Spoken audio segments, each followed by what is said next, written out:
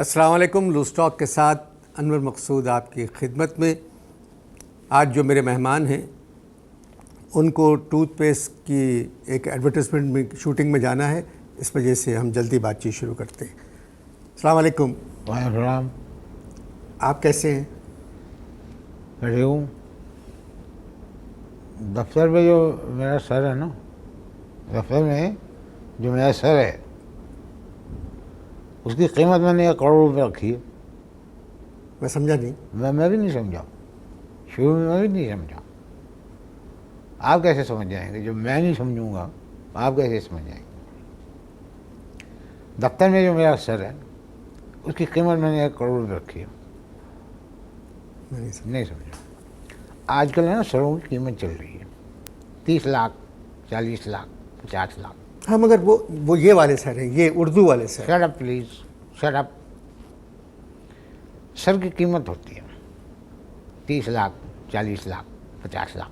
हाँ, मगर भाई वो उर्दू वाला सर है। देखिए, सर होता है भाई, चाहे वो उर्दू का हो चाहे वो अंग्रेजी का हो। आप अपने बॉस यानी मालिक से नाराज़ मालूम होते हैं। भाई देखें, ऊंचा पजामा और फड़ा हुआ कुर्ता ये पहन के दफ्तर आ जाता है, मुझसे कहता है कि तुम जो है ना मुझे सर कहो। मगर जब वो आपके दफ्तर के सबसे बड़े अफसर हैं तो आपको उनको सर कहना चाहिए। भाई किसी एंगल से सर नहीं लगता, किसी भी एंगल से सर नहीं लगता। हाँ, तो फिर आप नौकरी छोड़ दें। हैं? नौकरी छोड़ दें। दफ्तर उसके बाप का है। क्या मतलब? उसके बाप का दफ्तर है, मतलब दफ्तर उसके बाप का है। बहुत अच्छे आदमी से अल्लाह बख्शे, बहुत अच्छे आदमी थे। गरीबों के साथ बैठ के खाना खाते थे, ड्राइवरों को अपने साथ बैठा लेते थे, बहुत अच्छे आदमी थे। बस एक दिन खबर आई कि मर गए। कैसे? अब ये तो अल्लाह बेहतर जानता है भाई कैसे, लेकिन मर गए। वो हुआ है कि उनके घर से फ़ोन आया, कहने लगे कि भाई आज साहब दफ्तर नहीं आएंगे। तो किसी ने पूछा कि भाई क्यों नहीं आएंगे? तो कहने लगे कि भाई वो मर गए।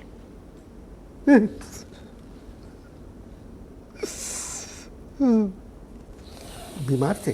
नहीं, अच्छे सेहतमंद थे, बहुत अच्छे सेहतमंद थे, जरा मोटे थे, थोड़े से मोटे थे, सफ़ेद कुर्ता सफ़ेद पजामा। लेकिन ये खराबी थी उनमें, अल्लाह माफ़ करे, ये बात नहीं करता मैं।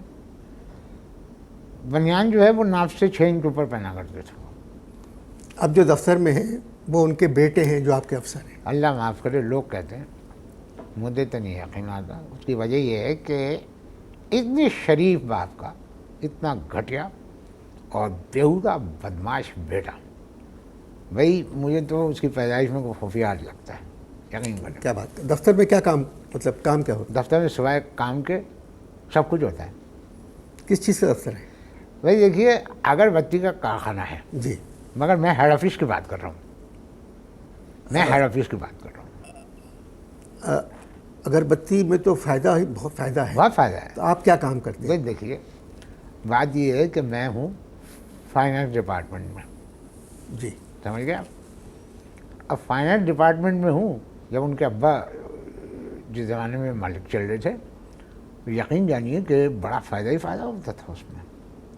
अब जब से ये मनहूस और बदबख्त का बेटा आया है, आगे मुझसे कहने लगा कि जी वो नुकसान दिखाओ। मैंने कहा आपका दिमाग ख़राब हो गया, कैसे नुकसान दिखाऊंगा भाई मैं? कहने लगे नहीं, नुकसान दिखाओ।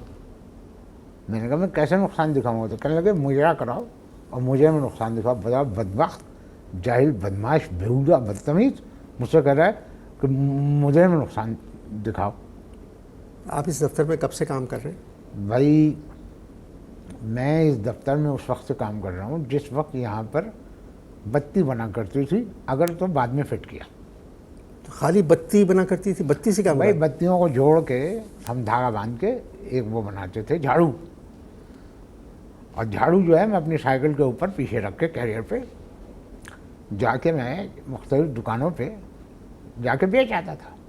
आपने इन लोगों से कहा कि बत्ती पर अगर फिट कर लो, यानी झाड़ू की सीख पर अगर फिट कर लो। जी।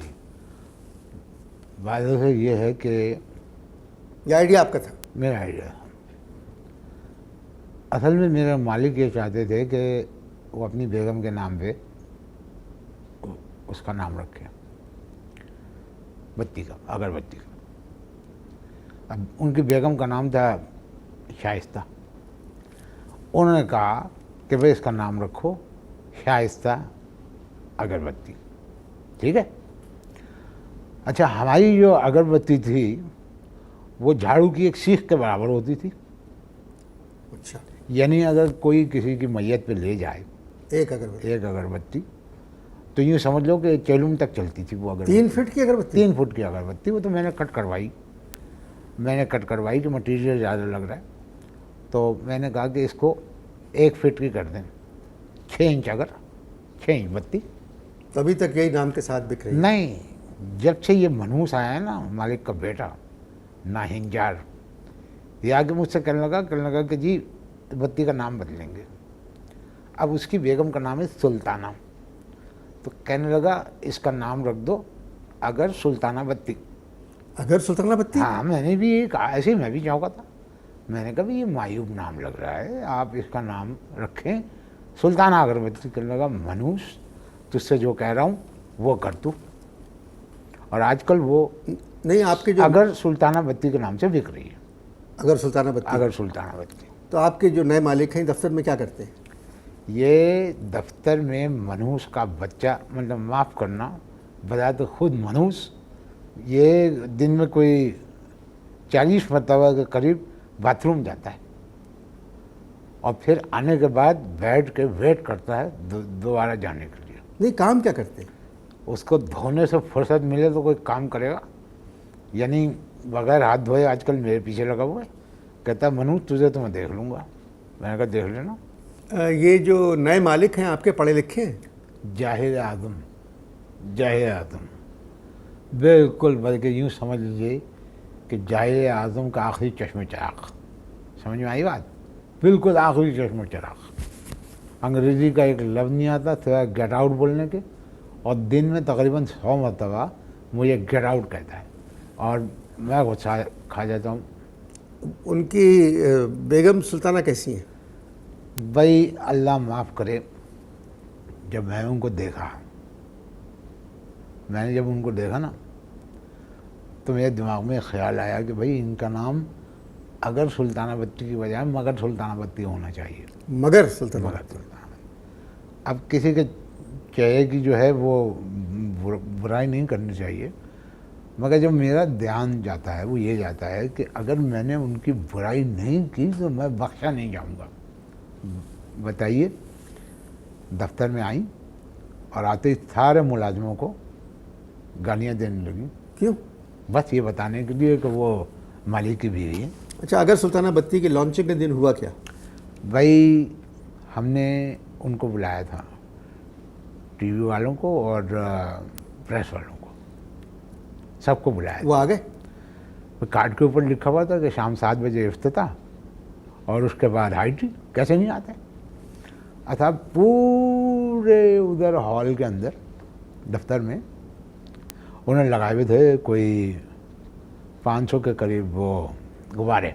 हर गुब्बारे के ऊपर लिखा हुआ था सुल्ताना, और उसके नीचे लगाई हुई थी एक अगर सुल्ताना बत्ती। और वो जो हमारा वो था ना, उसका मियाँ सुल्ताना का, यानी आपके सर? मर जाऊंगा सर नहीं भूलूंगा, मर जाऊंगा सर नहीं भूलूंगा मैं, समझे? मर जाऊंगा सर नहीं भूलूंगा मैं। उसने ज़िंदगी में पहली दफ़ा सूट पहना।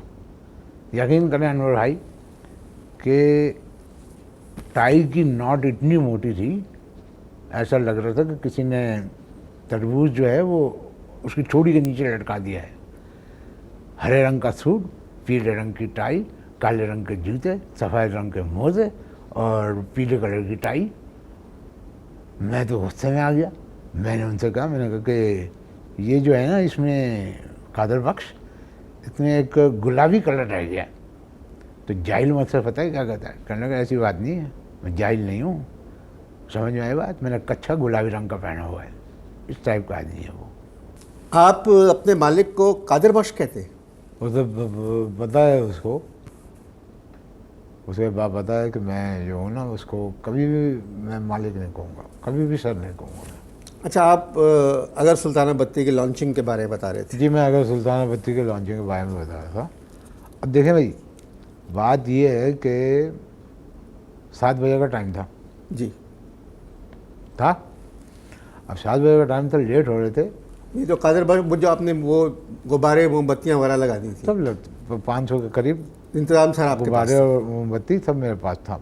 नहीं, जो अगरबत्तियाँ लटकी हुई थी। सुनिए, कादर बख्श मेरे पास आए और मुझसे आगे कहने लगे कि भाई देखो, जब सारे मेहमान आ जाएंगे ना तो ये जो अगर सुल्ताना बत्तियाँ लटकी हुई हैं ना जो गुब्बारे के नीचे, इनमें आग लगा देना। मैंने कहा देखिए 500 मोमबत्तियाँ हैं, बहुत बुरा लगेगा कि 500 मोमबत्तियाँ जल रही, लगेगा आपका चैलू है। कहले बकवास मत करो, जितना मैं कह रहा हूँ उतना करो। मोमबत्तियाँ या अगरबत्तियाँ? अगरबत्ती। अच्छा, 500 अगरबत्तियाँ लगी। अगर 500 सुल्ताना अगरबत्ती सुल्ताना लगी हुई थी, तो मैंने कहा कि अगर ये एक साथ जलेंगी तो सारे लोग कहेंगे कि कहीं मालिक का तुम्हारे स्वयं तो नहीं है। तो मुझसे कहने लगे बकवास मत करो और बैठ जाओ जाके। हॉल कितना बड़ा था?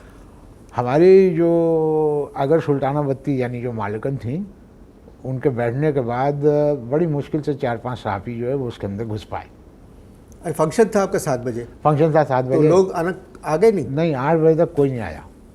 8 बजे तक कोई नहीं आया तो मैंने कादर बख्श से कहा, मैंने कहा कादर बख्श एक काम करो कि तकरीब का आगाज़ कर दो, क्योंकि ये 500 गुब्बारे लटके हुए जिन पर सुल्ताना लिखा हुआ है और नीचे लगी हुई है अगर सुल्ताना बत्ती। ये जो गुब्बारे हैं इनमें से तरबूज के बराबर हैं।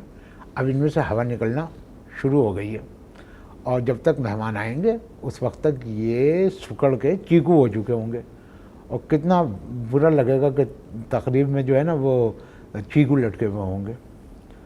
खैर साहब, आप हर बात में बोलते क्यों हैं? भाई इसलिए बोलते हैं कि हम सबसे ज़्यादा सीनियर हैं। अच्छा, फिर क्या हुआ? फिर क्या हुआ? वो गुब्बारे क्या हुए? अब भाई देखे ना, गुब्बारे के नीचे वो सब लगी हुई, सब मामला तैयार था। अब हमारी जो सुल्ताना थी, मतलब हमारी मालिकन, उन्होंने शादी का जोड़ा पहना हुआ था और जो टीका उन्होंने माथे पे लगाया हुआ था वो यकीन करें वो मेरा ख्याल है कि ये जो एम्प्रेस मार्केट के ऊपर क्लॉक नहीं लगी हुई है उसके बराबर था, तकरीबन उसके बराबर था। मेहमान खुसूसी आ गए थे? मेहमान खुसूसी उसी वक्त पहुँचे। अब पहुँचते ही उनकी एक हरकत देखिए, कहते हैं मियाँ, एक आदमी से स्टाफ के कहा, कहने लगे किधर है? उसने भेज दिया कि उस तरफ है, साथ चला गया। अब किसी ने मेहमान खुसूसी को ये नहीं बताया कि वो जो कुंडी लगी हुई है वो कुंडी ख़राब है, उसको लगाना नहीं है, अगर लग गई तो फिर उसे तोड़वाना पड़ेगा मिस्त्री को बुलवा के। खैर साहब, इस दौरान मेरे पास वो आया, कौन? कादिर बख्श। कादिर बख्श आके बड़े स्टाइल से कहता, हाँ भाई तकरीब का आगाज़ करें। मैंने कहा तकरीब का आगाज़ नहीं हो सकता। कहने क्यों? मैंने कहा भाई वो मेहमान खुसूसी जो हैं वो टॉयलेट में चले गए और किसी ने उनको नहीं बताया कि दरवाज़ा जो है वो ख़राब है, अंदर से कुंडी नहीं लगनी चाहिए। अब उन्होंने कुंडी लगा ली है। मैंने बाबू मिस्त्री को बुलवाया, आधा घंटा लगेगा उनको निकलने में। तो कहने लगे बकवास मत करो, जाके दरवाज़ा तोड़वा दो। मैंने कहा ठीक है, मैं तोड़वा देता हूँ। 8 आदमियों को, स्टाफ के मेंबरों को लेके गए, दरवाजे पे मारी लात। अब जिस वक्त हमने लात मारी उस वक्त मेहमान खुसूसी जो है गालिबन कुंडी खोलने की कोशिश कर रहे थे, बिल्कुल दरवाजे के पीछे थे। अब वो जैसी लात पड़ी और दरवाज़ा टूटा, मेहमान खुसूसी पे गिरा। मेहमान खुसूसी ज़ख्मी हालत में फिर कमोड पे बैठ गए। खैर साहब, डंडा डोली करके कोई 7-8 आदमी डंडा डोली करके मेहमान खुसूसी को ले आए। ज़ख्मी हालत में बेचारे बैठे और हमने उनके हाथ में एक माचिस दी, बड़ी वाली। उन्होंने ज़ख्मी हालत से, कांपते हुए हाथ से यूँ करके, ऐसे करके उन्होंने अगर सुल्ताना बत्ती में आग लगाई। मेहमानों ने तालियां बजाई। कौन थे मेहमान खुसूसी? मैं लानत भेजता हूँ ऐसे मेहमान खुसूसी, जो भी थे मैं नहीं जानता हूँ, लेकिन लानत भेजता हूँ ऐसे मेहमान खुसूसी पे। बताओ, फंक्शन में आके कह रहे हैं किधर है, वह घर से करके नहीं आ सकते थे। अच्छा, प्रोग्राम तो था 7 बजे का, हाई टी 8 बजे थी। हाँ, तो हाँ, हाई टी सर्व हुई नहीं। अब हुआ ये कि अब जब जैसी जैसी टाइम गुजरता जा रहा था, मैं गया कादिर बख्श के पास। मैंने कहा कादिर बख्श, ये हाई टी का इंतज़ार कर रहे हैं लोग, खाना वाना किधर है? तो कहने लगे खाना आएगा भी नहीं। मैंने कहा क्या मतलब? तो कहने लगा कि भाई देखो वो मैंने हाई टी जो है छत के ऊपर उसका बंदोबस्त कर दिया। खाली चाय? मैंने कहा क्या मतलब? कहने लगा भाई हाई टी मैंने ऊंचाई पर कर दिया, खाना वाना कुछ नहीं है, सिर्फ चाय मिलेगी। लो भाई, ये बात मैंने एक अपने सहाफ़ी दोस्त को बता दी, उसने दूसरे सहाफ़ी को कन्वर्ट कर दी, दूसरे सहाफ़ी ने तीसरे को, और ये बात फैलते फैलते वो जो चैनल के लोग आए हुए थे उनको भी पता चल गई। लो भाई, चैनल वालों को पता चल गई, सारे चैनल वालों ने अपना सामान पैकअप किया, किसी ने मेहमान खुसूसी की कोई तकरीर रिकॉर्ड नहीं की, कादर बख्शी की कोई तकरीर रिकॉर्ड नहीं, सुल्ताना की, और वो चले गए। तो मेहमान खुसूसी ने क्या किया? मेहमान खुसूसी से जाकर कादर बख्श ने कहा कि मेहमान खुसूसी साहब आपको कुछ चाहिए? तो मेहमान खुसूसी कराहती हुए आवाज़ में कहने लगे, जी हाँ, मुझे एक एम्बुलेंस चाहिए। I think one of my bone is in the commode. ये लॉन्चिंग थी? ये लॉन्चिंग थी। अगर सुल्ताना बत्ती। बहुत बहुत शुक्रिया आपका जो शुक्रिया। मर से मर जाऊँगा अनवर साहब, ये वादा करके जा रहा हूँ, साले को सेठ कभी नहीं बोलूँगा मैं, सर कभी नहीं बोलूँगा।